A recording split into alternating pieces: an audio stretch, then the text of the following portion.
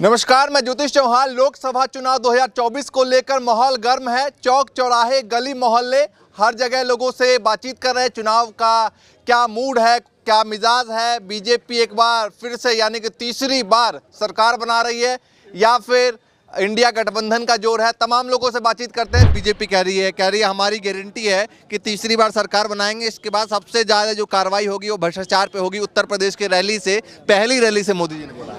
मैं सबसे पहले तो आपका स्वागत करता हूं कि आप लोधी खेड़ा के पावन धरा पे आए और पहली बार लोधी खेड़ा में ऐसा कोई डिबेट हो रहा है, तो मैं आपको धन्यवाद देना चाहूँगा। और रही बात गारंटी की भी है ना, तो गारंटी इनके फाइलों में गांव का मौसम गुलाबी है, मगर ये आंकड़े झूठे हैं, दावा किताबी है।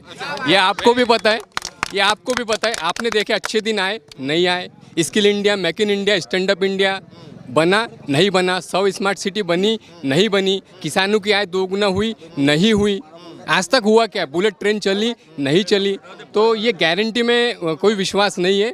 और 400 पार मुझे नहीं लगता कि बीजेपी या एनडीए इस बार 400 पार लेंगी। इस बार जो इंडिया का गठबंधन है, जो वोट बैंक जो कटता था है ना, क्षेत्रीय दल जो होते थे, वो कांग्रेस का वोट बैंक क्षेत्रीय पार्टी ले लेती थी। अभी वो सब मिला के एक हो गए है ना। बीजेपी वैसे भी 32 या 33 वोटिंग परसेंटेज होता था, 67 वोटिंग परसेंटेज डिवाइडेड हो जाता था है ना। ठीक है, इंडिया गठबंधन के दो नेता निकल के गए, नीतीश कुमार और जयंत चौधरी। क्या फर्क पड़ेगा? जी, नीतीश कुमार जी को सारा देश जानता है। वो सारा देश जानता है, उसके बारे में तो मैं बोलना नहीं चाहूँगा। वो आपको भी पता है। आप जब यहाँ लेकिन फिर भी विश्वास करके इंडिया गठबंधन की बागडोर उन्हीं के हाथ में दिया और फिर वही सबसे पहले निकल। नहीं, देखो हमारे पास और भी अच्छे नेता है, सभी काबिल यानी सभी काबिल नेता है। किसी भी इंडिया गठबंधन के किसी भी पार्टी के नेता को आप नज़रअंदाज नहीं कर सकते। सभी काबिल नेता है और सभी स्टैंड लेने वाले नेता है। जो बोलते हैं वो करते हैं। क्या नाम है भाई साहब? मेरा नाम श्रीकांत तिड़के है। हाँ, तो ये बताइए श्रीकांत जी कि 24 का चुनाव में बहुत टक्कर है। इंडिया गठबंधन जो है वो कह रहे कि इस बार सरकार नहीं बनी, बीजेपी की सरकार बनी तो संविधान बिगड़ जाएगा। बीजेपी कह रही है 400 के पार। क्या लग रहा है? 400 पार वगैरह तो कुछ होना नहीं है। हाँ। क्योंकि सबको मालूम है इन्होंने पहले से जुमलेबाजी की है और ये भी एक जुमला ही है। बीजेपी कहती है कि मोदी की गारंटी है और हर एक रैली में मोदी जी कह रहे हैं कि भाई मोदी की गारंटी है। इस बार जो है तीसरी बार जो सरकार बनेगी तो भ्रष्टाचारियों पर सबसे ज्यादा कार्रवाई की जाएगी। सबसे ज़्यादा पूरे भ्रष्टाचारी तो बीजेपी के वॉशिंग मशीन में साफ हो रहे हैं। हाँ। इसीलिए कोई ऐसा नहीं है। ये जो है अभी गारंटी का है कि 15 लाख देने की गारंटी हुई, वो पूरी नहीं हुई। हाँ। अभी पिछले चुनाव में, विधानसभा चुनाव में 3000 रुपये महिलाओं को देने की बात हुई थी, वो अभी तक 3000 में मिले। लाडली योजना, लाडली बहना में, आयुष्मान कार्ड तो बना दिए, लेकिन दवाखाने में जाओ तो अधिकतर दवाखाने लगता है ना 10 सालों में काफी बीजेपी ने काम किया है। नहीं, हमें तो नहीं लगता कहीं काम किया है। हमारे यहाँ जो पुलिया पड़ा है कन्हान नदी का, वो अभी तक नहीं बना, तो कहाँ से काम किया? ठीक है, आप बताइए, लगता है बीजेपी ने 10 सालों में कुछ काम किया है, नहीं किया? जी नहीं, जी नहीं। क्यों लगता है ऐसा? क्यों लगता है मुझे? काम करेंगी तो कोई भी आओ बोलेगा उसको, और जब कामच ही नहीं करेंगी तो नहीं बोलेंगे क्या? बीजेपी का कोई काम नहीं है ऐसा यहाँ पर। और बीजेपी जो कह रही है 400 के पार, क्या लगता है? वो तो चुनाव के बाद में मालूम गिरेगा 400 के पार आते हैं क्या। अभी मोबाइल में देखा मैंने परसों के दिन, ये बोलते कि अब मोदी जी 400 पार हो रहे हैं, मगर बोले यहाँ तो 150 दिख रहे हैं बोले। पिछली बार भी ऐसे हल्के में लिया था आपने। हाँ, काय को हल्के में सरकार तो बन गई ना दूसरी बार, अब तीसरी बार कह रहे हैट्रिक लेकर आएंगे। तो अब देखेंगे जनता देखेंगी उनको। काम लगता नहीं आपको काम किया है? कौन से काम किए बताओ दो, कौन से काम किए इन्होंने? बीजेपी के कार्यकर्ता कहते हैं कि भैया सबसे ज्यादा विदेश नीति पे काम किया है और तमाम चीजों पे किया है। भैया वो तो अपनी तारीफ करेंगे। आपको भी तो कुछ लगा होगा ना? नहीं, मेरे को नहीं लगा कुछ भी। हमारे सामने कोई कामच ही नहीं किए तो हम क्या बोलेंगे? कोई कामच नहीं दिखता उनका। सिर्फ नाना भाऊ का वो काम दिखता है, 2 से गए 5 से बस जाला। अच्छा, बस ये काम है नाना भाऊ का। 400 पार का जो नारा है कैसे देखते हैं? ये 400 पार का नारा जो है भारतीय जनता पार्टी का है, कांग्रेस का नारा नहीं है, यहाँ के मतदाताओं का नारा नहीं है। ये मतदाता बताएंगे क्या होना है वास्तविक स्थिति। लेकिन बीजेपी कह रही है ना कि 10 सालों में मोदी जी के नेतृत्व में काम हुआ है। ये तो गलत बात है। ये तो कांग्रेस ने भी 60 साल यहाँ सरकार चलाई है, तो पत्थर से पत्थर को मार के अंगार निकाली है, तब कोई माचिस का विकास हुआ है। ये भारतीय जनता पार्टी ने नहीं किया है। क्या कह रहे हैं? बीजेपी के राज में इतना बड़ा इलेक्ट्रल घोटाला हुआ, उसकी कभी मीडिया में चर्चा नहीं हो रही है। केजरीवाल जेल गए, उनकी चर्चा हो गई है। केजरीवाल के खिलाफ शराब घोटाला में जो हुआ है उनका पैसा उनके पास से मिला, लेकिन वो कह रहे हैं कि जिन्होंने भ्रष्टाचार किया है वो जेल जा रहे हैं, वो कह रहे हैं। लेकिन केजरीवाल के पास में पैसा मिला, मिला क्या? नहीं मिला। ईडी संजय सिंह को 6 महीने से जेल में डाल के रखा था।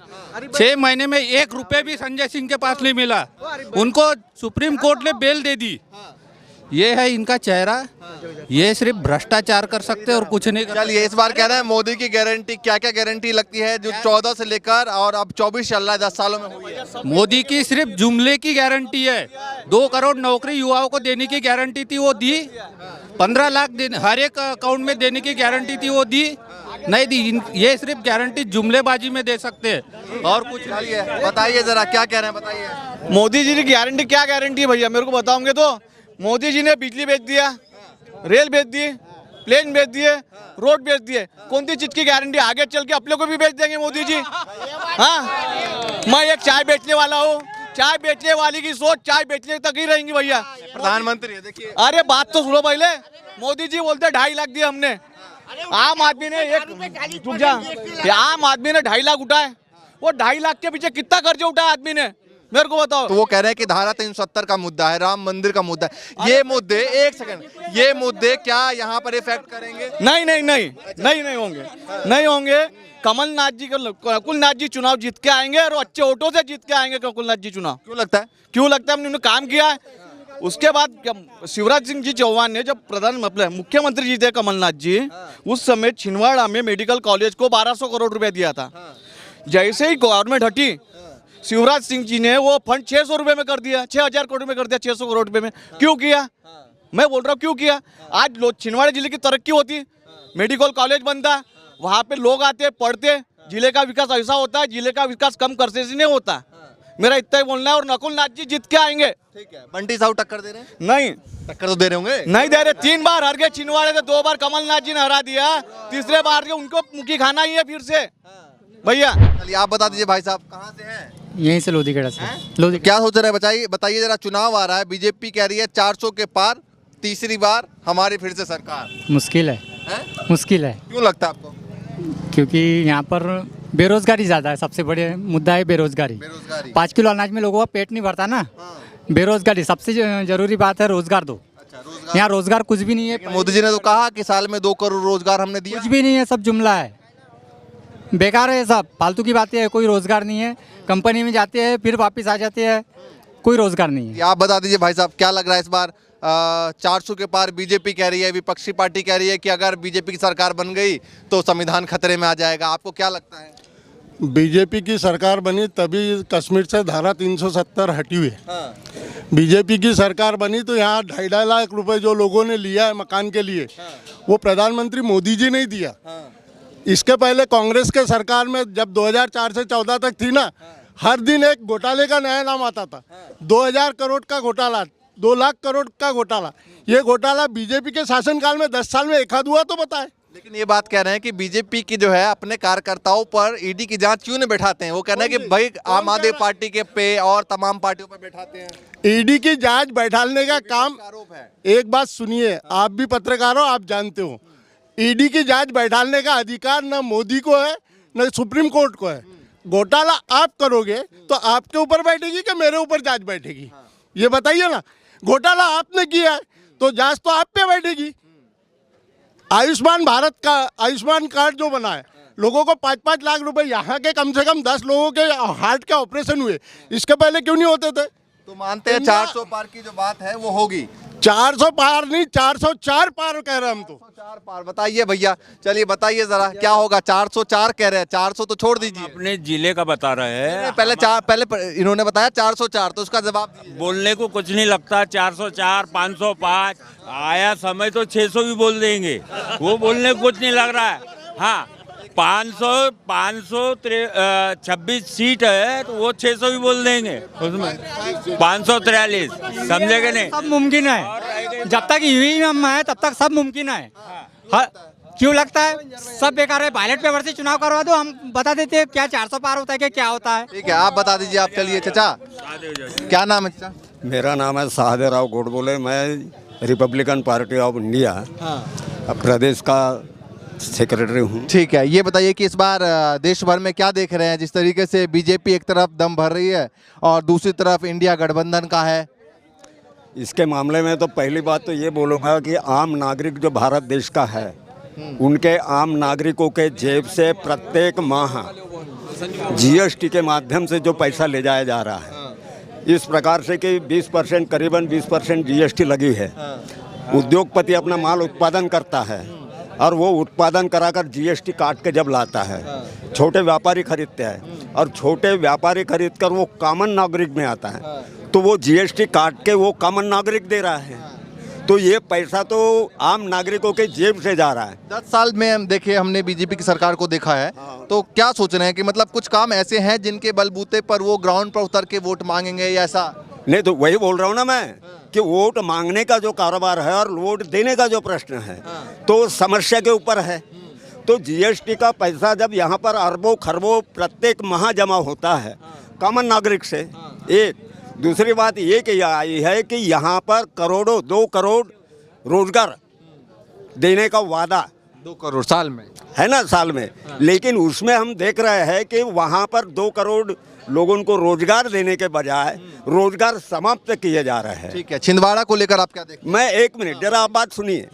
वो केंद्र का अपना चुनाव है, केवल अपन सीमित छिंदवाड़ा जिले की बात नहीं कर रहे। केंद्र पे बात करके थोड़ा दोनों पे बात कर। हाँ, तो मैं वही बतला रहा हूँ।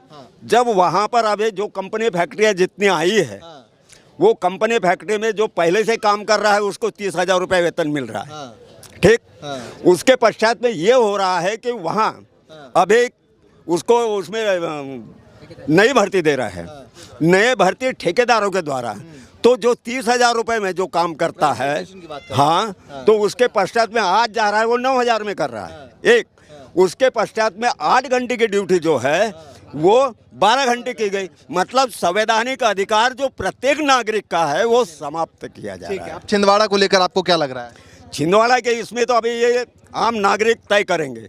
प्रत्येक इसमें हम देख रहे हैं कि बीजेपी, वोटर तो आप भी हैं। हाँ, हम भी है ना। तो मैं अभी अपने पार्टी की बात करूंगा, लेकिन मैं अभी अपने पार्टी की बात नहीं कर रहा हूँ। मैं जनरल बात कर रहा हूँ कि आम नागरिकों की मानसिकता। जनरली पूछ रहा हूँ कि छिंदवाड़ा का मूड मिजाज क्या है? छिंदवाड़ा का वो है कि बीजेपी जो सरकार है उसके कार्यकलाप जो है वो आम नागरिकों के विरुद्ध होने के कारण उनके खिलाफ है। ये मेरा कहना है। अभी इसमें अपन हम देखते हैं निजीकरण के माध्यम से, निजीकरण के हिसाब से आज पूरा रेलवे निजीकरण, डाकघर, शिक्षा विभाग, मतलब रेलवे जितने भी जो थे वो निजीकरण में चले गए। तो यहाँ के इस देश में आपको 2 करोड़ का रोजगार देने के बजाय, नौकरी देने के बजाय आपने समाप्त करा दिया। आप बता दिए भाई साहब, क्या लग रहा है इस बार देश भर में बीजेपी 400 की पार की बात कर रही है, इंडिया गठबंधन कह रही है अगर सरकार बीजेपी की आ गई तो संविधान खतरे में आ जाएगा। आपको क्या लगता है? इस बार तो भारतीय जनता पार्टी की सरकार बनेगी। पूरे देश में एक तरफा माहौल है। इस बार 400 पार होंगे, मोदी जी 400 पार जाएंगे। इस बार छिंदवाड़ा की भी जो सीट है वो बंटी साहू जीतेंगे। इसलिए जीतेंगे क्योंकि भारतीय जनता पार्टी ने निरंतर विकास किया है। यहाँ लोधीखेड़ा जैसे शहर में 850 से ज़्यादा आवास योजना का लाभ मिला है। निरंतर पेयजल की व्यवस्था, सारी चीज़ें जो भी डेवलप। बातचीत कर रहा हूँ, वो कह रहे हैं कि साल में 2 करोड़ रोजगार की गारंटी थी, वो कहाँ गई? रोजगार निरंतर मिल रहा है, बैंक के माध्यम से मिल रहा है, स्वयं रोजगार के हिसाब से मिल रहा है और कई शासकीय भर्तियां भी डायरेक्ट की जा रही मोदी जी। तो क्या 2 करोड़ का आंकड़ा पहुंच रहा है? 2 करोड़ से ज्यादा रोजगार उपलब्ध हो रहे हैं। भैया डेटा तो आप ही का डेटा, आप ही के सरकारी डेटा फेल है। आज आवास योजना के माध्यम से करोड़ों लोगों को रोजगार मिला है।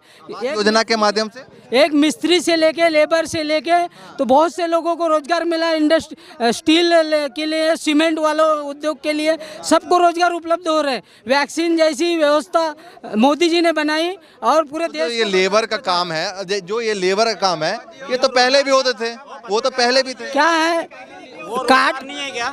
वो रोजगार नहीं है। लेबर को यदि काम मिल रहा है आवाज से, वो रोजगार नहीं है। सीमेंट प्लांट में सीमेंट इतनी बिकी तो वहाँ मजदूर काम नहीं किए। आप मेरे को ये बताइए ना। हम यंग जनरेशन को बोलते हैं जिनको रोजगार मिले, रोजगार इनको बताओ, रोजगार काय को बोलते हैं? पढ़ने वाले एजुकेशन लोगों को रोजगार मिलना चाहिए। हमारे जैसे पढ़े लिखे लड़का खाली पीली घूम रहा है, मैं MBA पढ़े लिखा लड़का हूँ, आज मेरे जैसा लड़का खाली पीली घूम रहा है तो हम कहाँ आए, मेरे को बताइए। आज देखिए भैया, ये छिंदवाड़ा का माहौल है जहां पर तमाम लोगों से बातचीत कर रहे थे और इसी तरीके से आगे भी लगातार आपको दिखाएंगे। फिलहाल के लिए नमस्कार।